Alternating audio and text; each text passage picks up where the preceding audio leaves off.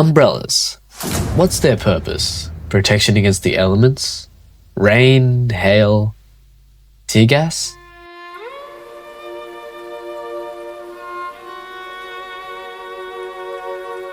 Hello Internet and welcome to History, the show that's ready to glide down with a parasol to reveal the hidden truth.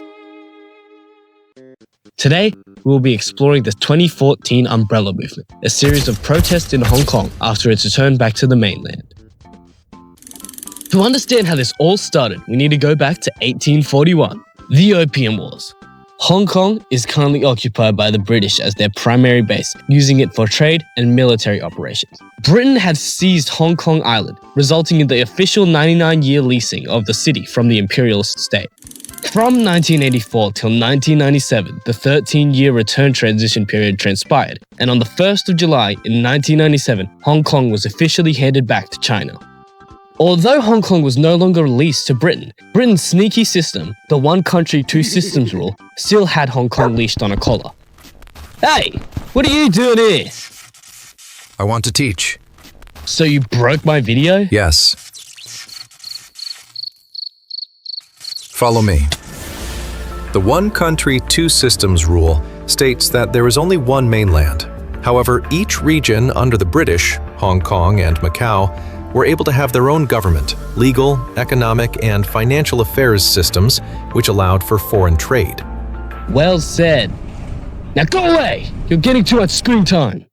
Throughout the return to China, Hong Kong lost many of their rights that they became accustomed to within a capitalist system.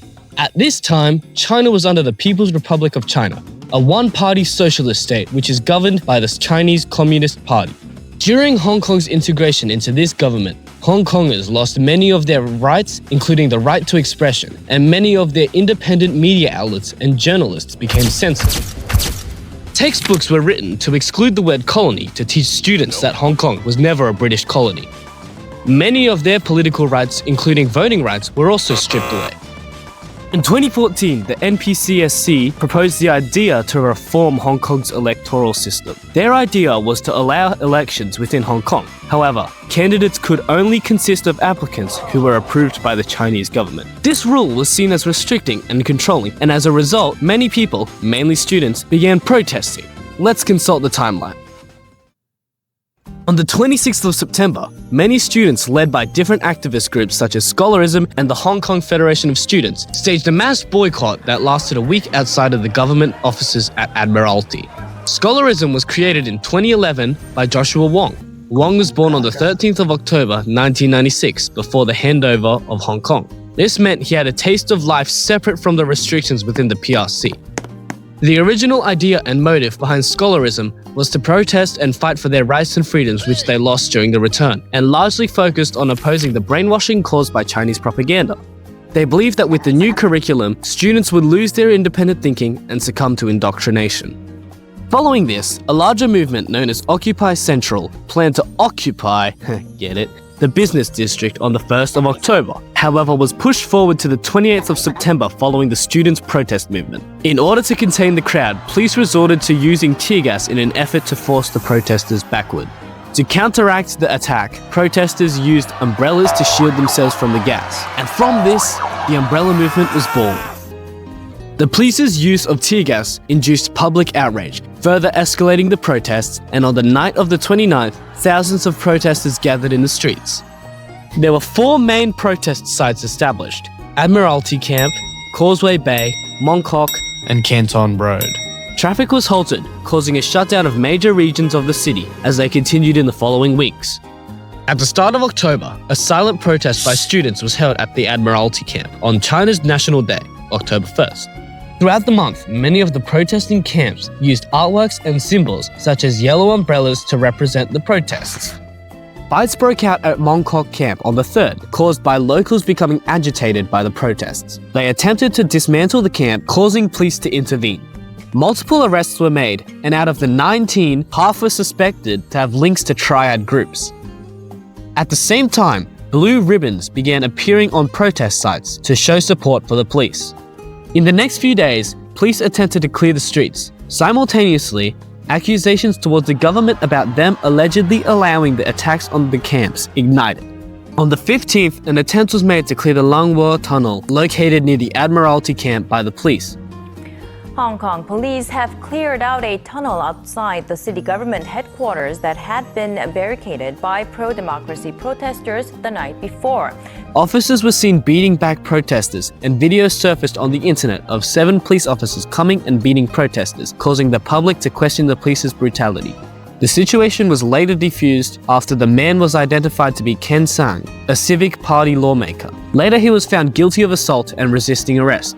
5 days later, the chief executive of Hong Kong spoke about the protest in an interview, stating that fully democratic elections would give poorer residents too much prominence within politics. This sparked public outrage, with people heckling him to resign, and when he refused, I want to say I wouldn't resign. People gathered outside of his home angrily. The following day, student leaders of the Hong Kong Federation of Students and Scholarism held a meeting with a government delegation. The students, Alex Chow, Nathan Law and Lester Shum, along with Joshua Wong Chi Fang, debated against the government team. However, the meeting was deemed useless. On the 23rd, the Lion Rock Mountain was vandalized with a pro-democracy banner, however was swiftly removed by the authorities. On the 15th of November, Alex Chow and 2 other activists attempted to leave Hong Kong, attempting to seek a meeting with China's leaders. However, their visas were declared invalid.